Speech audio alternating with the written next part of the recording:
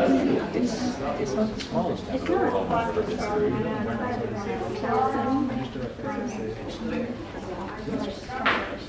PreCouncil, have you got anything interesting this week?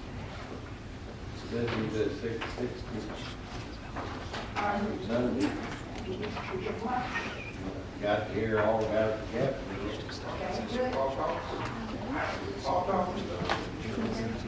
I don't think something like Did you learn anything new? No, not really. Except I was glad they were getting recognition. We seem to get more and more chill, that's good. We thank you to so many of our city staff who helped with the CPR, system CPR. We did 11 houses in Unis on Friday and Saturday, and it was fabulous. The weather was great, held out, the rain held out. The heat wasn't too bad, so thanks to everyone who participated and helped. Thank you. Thank you. All right, do you have your hand up here? Well, I mean, they had such good things to say. Mine were not that great. It's just, Say I got something good. to spend some time with my granddaughter on Saturday. That's what it was for me. Yes, ma'am. That's what, that was it. Is that it? Okay, Mayor. Where's the lunch? Did you want Okay. pictures? Well, I will share that with y'all later, but my little Haven Grace has been born, and y'all knew about it, but she is doing great, and I appreciate all the well wishes that came from everyone in the city. Thank you. And she is gorgeous. Well, I'm a little partial. She looks like She doesn't have a chance if that's the case. Don't put that on her, Mr. Porterfield. Please no. No, she looks nothing like her. Oh, thank you, thank you. I'm back. You have a great speaker this morning. Yes, we did. Robert Early is always so good. Robert Early just can take something that's so serious and make it so much fun. he- And so informative. And so he can put someone down in the nicest, neatest way. And then he's a great speaker. If you ever have a chance, he's the CEO of the JPS Hospital. And he is a terrific speaker. Good afternoon, Jim. Good afternoon. Still working. Do we have a report from the secretary? I do want to advise you on the badge painting on Friday, this Friday. We had on the calendar at 3:30, that time has been changed to 3 o'clock. And for those of you who came out next Wednesday, we really appreciate it. We inaugurated the new statue at the center over there at the Senior Citizen Center. And the people that came, the families that came, were so enamored. I didn't think they were ever going to leave so much out of it before they left. Way gone. But they really, really enjoyed it. Even though the wind was blowing about 35 miles an hour, that day too, and Sherry, they all came out. So that's a lot of you. Oh, I think Ray was great too. This whole team, it took teamwork to get this done. And we got Could that. have done it without. Good. That's nice to know. Okay. That's it? Mayor, a few comments here. The Alta meeting with CPR, and today we had representatives from 3 different cities. They're other cities, not Fairfield, that they're invited to who are wanting to replicate what we've done here in our community. Flattery is always pretty nice, but look forward to working with them and helping them do it. We did around 30 houses, and I believe that I was told that we would approach the 300 house in the fall. So we got a few other houses that we've done, not in the time. So we appreciate everybody that came out, and Chris and I, Chris was blocked for the house captain. We worked from a house on Bell, and the lady, young lady, that her husband had passed away, and she had 3 little kids under their age, so they were 8 and 19 years old, and they were pretty indicative of the needy people that were out there. And then he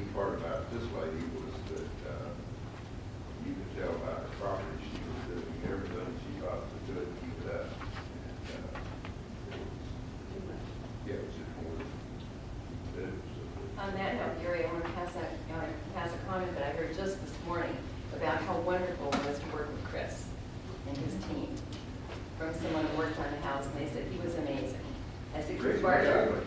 Is it Chris Barker? Why, you playing your granddaughter, I live on the ladder. He was squirting coffee on everybody when I went by there on Friday. Let's see.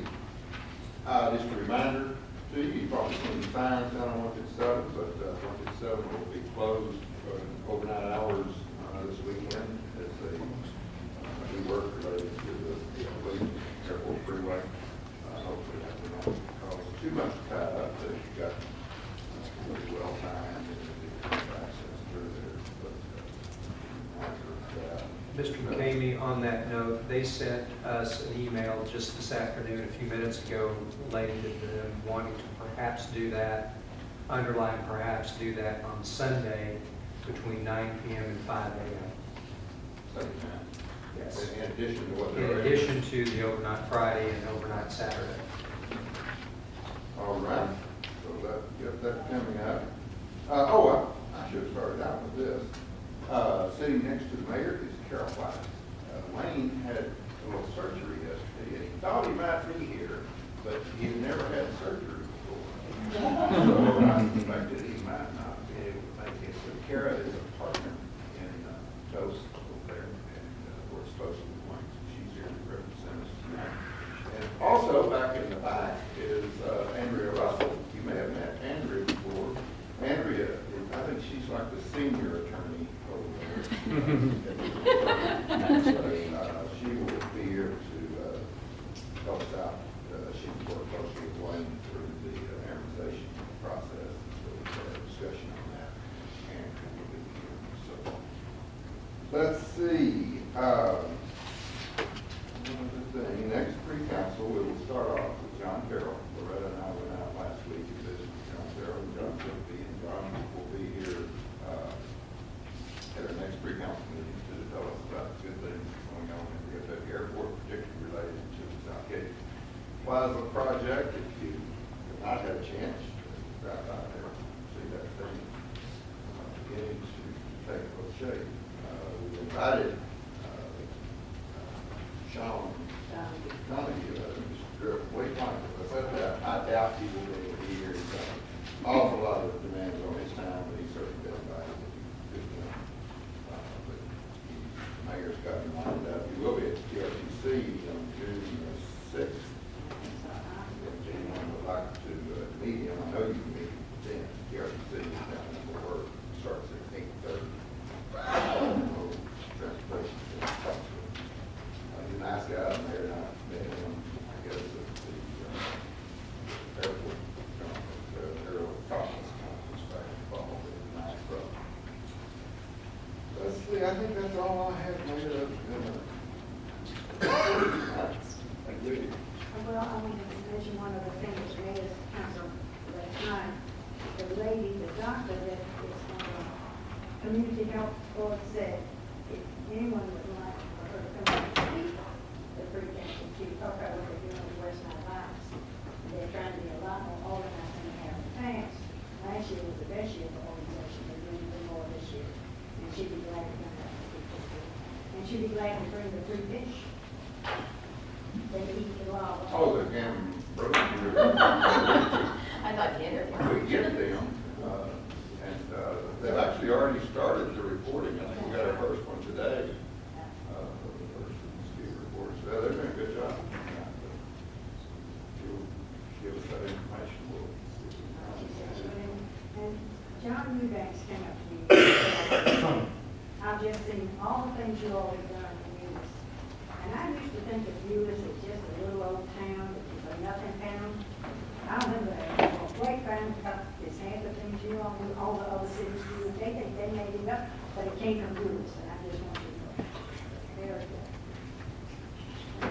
Oh, I do have one other thing. This is kind of a down-home thing, but I went to see Robert Nail at the rehab center on Sunday, and Robert was supposed to go home today, back to his home down there in Norman. He would love to have a visit from anybody. He was, All that was across the street.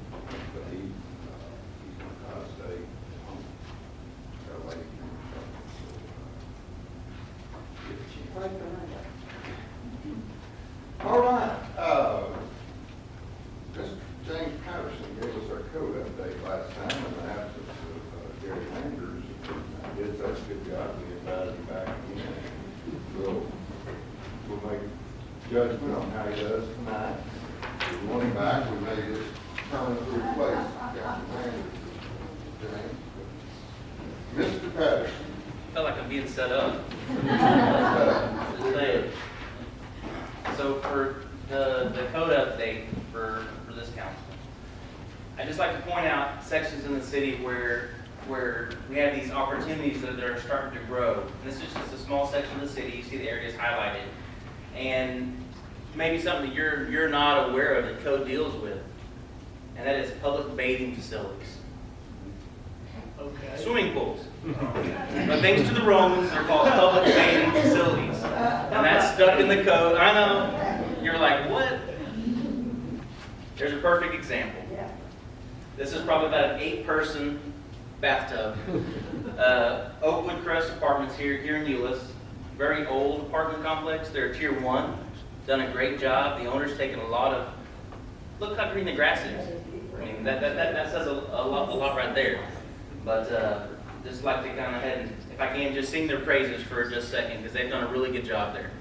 I don't know where that is,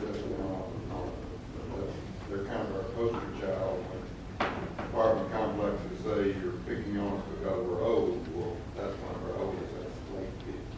And what's the name of it again? Oakwood Crest. Okay, Jimmy Trinkle runs this property. well, that pool is the cleanest pool I've seen. It is. And of course, this is our jewel here in the city, Ray's Baby. And here's an example of another public bathing facility. This is the indoor version. Of course, you have the lazy river if you want to take it a little bit slower. And you have a little more excitement there coming out the slides. And of course, the kiddie land. In the past, you've seen a lot of this. Go back. You've asked me not to show you that much, so I'm trying to get better at that. And we show you a lot of befores and a lot of afters where people are cleaning up. You talked about the West Nile. That's a big deal. Had an anonymous call today that somebody's neighbor's pool was drained, and asked if we go talk to them. Folks are afraid of ruffling their neighbor's feathers, or things have happened in the past, and it's something that we deal with a lot. Just knocking, talking, hey, what's going on? Can we help you out? We don't quite have fish to hand out yet, but we've got the mosquito larvae donuts that we can put in and kind of help them get in the right direction. We deal with things like this, like diving boards that have seen better days, and things like this, where this is a vacant house, and they've gone and tried to do the HUD specs and put a cover across it so that if, say one of our police officers is chasing a guy through this backyard in the middle of the night, we don't want them falling through. In this case, they didn't quite follow the design. You see where it's caving in the middle. Is that where the officer lives? I hope not. And this is something else we look at, and it's not just us. There's a bunch of different agencies, and it sounds silly, the diving board's on backwards, but it's the simple things that people miss. It's all kinds of pools. There's not a limit on it. So, but here's just a couple of different agencies: OSHA, the EPA, the DOT, the DOJ. A bunch of different agencies are involved in swimming pools. So everybody has their hand in a cookie jar, basically. But it's actually for a good reason. OSHA helps them with the material safety data sheets. If somebody accidentally drinks too much chlorine or gets chemicals spilled on them when they ingest it or breathe it in, these sheets actually tell you what you need to do after you call 911. Those are the sheets that are available, how you can help with the different chemicals and stuff like that. You got the EPA and the different Water Clean Acts and this Air Title III Clean Act and stuff like that are very important features that you need to know what's going on, other regulation that's involved to help make sure that simple, small things like swimming pools don't become a problem. You got the Department of Justice with the Americans with Disabilities Act, helping to make sure that folks can get in the pools properly. I don't have one for the Department of Transportation, but that just comes back to so many chemicals can be transported on a certain vehicle per weight, per time. Fire department kind of has an iron in the fire for that one, just for safety reasons. The CDC doesn't necessarily regulate for us, but they put out good guidelines, suggestions. They sit there and they're the mad scientists in laboratory that done all the testing to figure out what's the best way to kill this virus or this disease to keep it as safe as possible. And you do add chemicals to the water, so what are the proper levels so that it's not harming you or your kids? Consumer Product Safety Commission, safety barrier guidelines for home pools, entrapment, the different alarms and stuff like that. There's a lot of good websites out there, good suggestions, and it really helps when we're out there talking to the public to encourage them this way, because education makes a big difference for us. Fire Department, once again, National Fire Protection. Had to give you all a plug there as well. It's a big deal because of the electrical side. You know, if it's not GFCI on the grounded side, and you have lights in the water, people die. So probably the best way to say it. Underwriters Laboratory, you see this little registered trademark UL listing. They're the ones that do all the testing to make sure this stuff's going to last. It works. They kind of get their stamp of approval on it. And I know NASCAR weekend's over, but I had to throw this in. This is not a true statement, you know. So when we're talking to folks, like I said, we're educating them, and we throw out goals at them, and trying to make sure if they don't already know, they need to understand why maintenance is so important. Even though we help them identify the maintenance needs, the different staff training needs that are out there, and then remind them that they have to have documentation that they can show us, and then we do follow-ups periodically as well. Water balance is probably one of the most critical. If it's too corrosive, you start getting the redness on your skin, it's itching, it's burning. And of course, if it's not corrosive enough, you get the scaly. You're probably not going to get that on you while you're swimming on the scaly side of it. But it has to do with how long that pool's going to last. Whether the ladder starts corroding, the bolts break off, and you're climbing up and down you go, it kind of defeats the purpose of the ladder. Or you got the scaly side where stuff starts growing that's not supposed to grow. And it all comes to the accurate testing. This is something we do. If you own a pool, you have to do it as well. You have to make sure you have a kit, make sure your chemicals are good. And as it says, you know, prevents drowning. You're looking to reduce the algae growth. You got to be able to see that drain at the bottom of the pool. These guys are so cute, aren't they? My kids have done it. It is what it is, but that's what the chemicals are there for. You know, the CDC knows this is going to happen. These guys are going to be there. And the chemicals are designed to overcome that. So here's another example. You got swimmer waste. You got aeration, evaporation, airborne debris, also known as leaves in the fall blowing into the pool. All that stuff affects the water quality. And sometimes you can actually see the color, but it also affects how low or how high the chlorine is. Here's another example. Sometimes you see the different colors like this right here. In this case, you've got the reddish brown, and it's due to iron or magnesium. Sometimes when you have the green, you've got an algae problem, obviously. In the translucent green is usually by an excessive number of copper ions in the water. And that leads to the next side, which is why we're out there doing the inspections, why we're involved, is the safety concerns, is making sure that they understand the body, limb, and hair entrapment. Hypothermia, if the hot tub's too hot, it's not supposed to be more than 140 degrees. You're only supposed to be in there for so many minutes. Have y'all ever taken a bath and start feeling good and you feel tired? Well, unfortunately it happens. That water gets too hot and you end up falling asleep and you slide in the water and people end up drowning. And then of course you have the disease control. When the water gets higher, it's not high enough to necessarily kill the disease, but it's high enough to help some of it grow that wouldn't normally grow in a pool. So here's just a great example. We got the VGB of 2008, that's the Virginia Graham-Baker Act. And you'll see there's 2 pool drains right here. And the purpose of that is to stop the entrapment. So maybe as a kid, you remember playing the game, going down, sitting on the bottom of the drain, coming back up. It's a really bad idea. Don't let your kids, your grandkids, your friends, your neighbors, your enemies do it. It hurts people, they get stuck, bad things happen. If you have an old pool, you probably don't have 2 drains, but you've probably replaced your cover. I hope you have, because you're supposed to every so often anyhow. And they have new covers designed to help prevent that. But true drains is obviously the best option.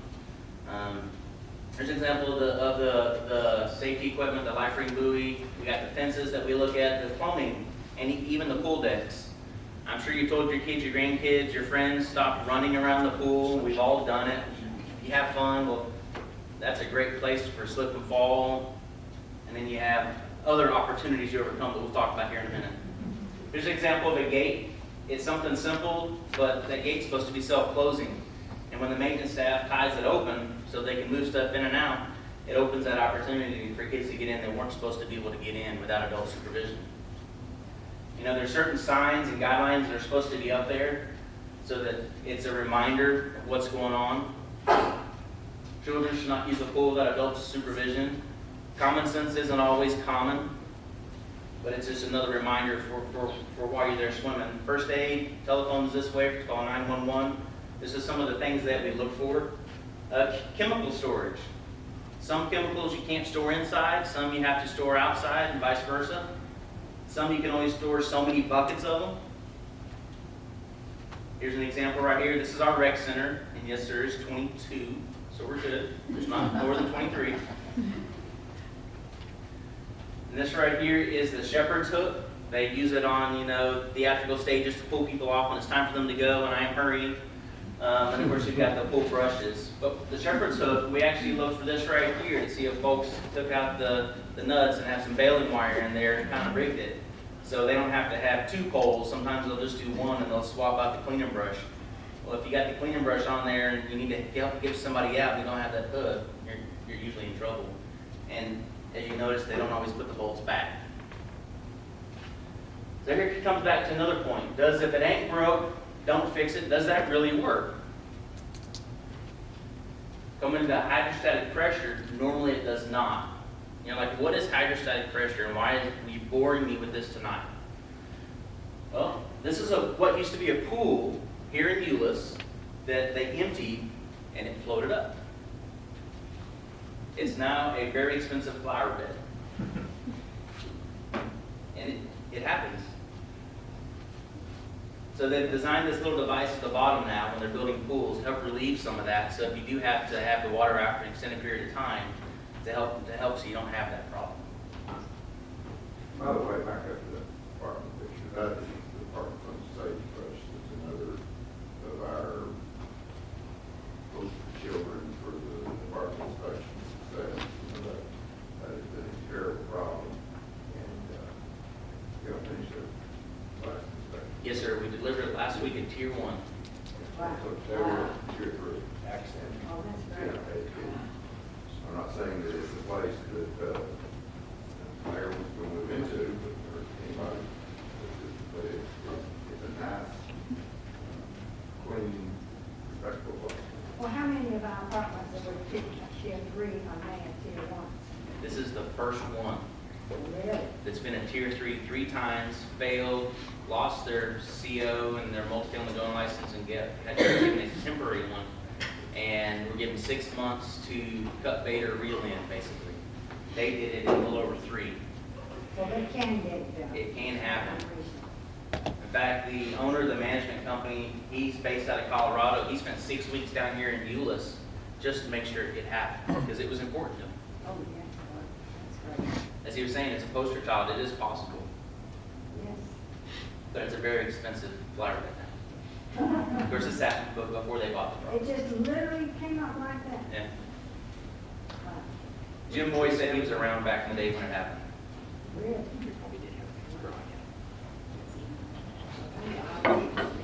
Something else we kind of threw out there is emergency response plans, and it's just really about knowing your property, knowing what to do, knowing how to clean it up, what your role is.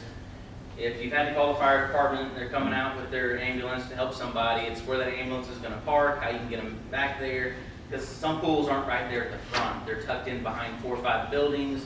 You have to know which sidewalk to take to get to a gate. These are some things out there that, as we're learning, we're passing on to the apartment communities and other folks that we deal with. You know, have y'all thought about this? Do you know what to do when this happens? A lot of pools, they don't have a lifeguard. So it's your responsibility to get in there, but they do have the 911, they have access to the office, some of them are close to the office. And it's all about helping the staff to engage properly. Bloodborne pathogens, that's another thing we have. They're working with them to make sure that they know how to clean that up. Here's an example of the hazardous communication plans that we have out there. Why do staff fail at maintenance? And here's probably the best reason, is this monster right here. Once again, duct tape's not considered a maintenance plan. Just want to put that out there one more time. But if you look at it, they can be kind of big. This is the one we have here at the rec center. Those are double sand filters, so all that water in those pools has to go through there to get cleaned and filtered and then shoved back out. So this is just one of the pools, goes through there, and it goes to all these different pipes. As you look closer, it can be a little overwhelming if you don't know what to do. And this is where you test the water in the pump room, so you gotta know which pipe not to touch and which one to touch. So it comes back to training. The last one's documentation here, daily operations, maintenance records. There's an example of the maintenance records that somebody might use. And I'll close with this. You wouldn't drink the water in the bathtub, so why would you drink the water you swim in, right? And if you put one hand over your eye and read this next one, these are all from the CDC, education moments here, and I appreciate your time.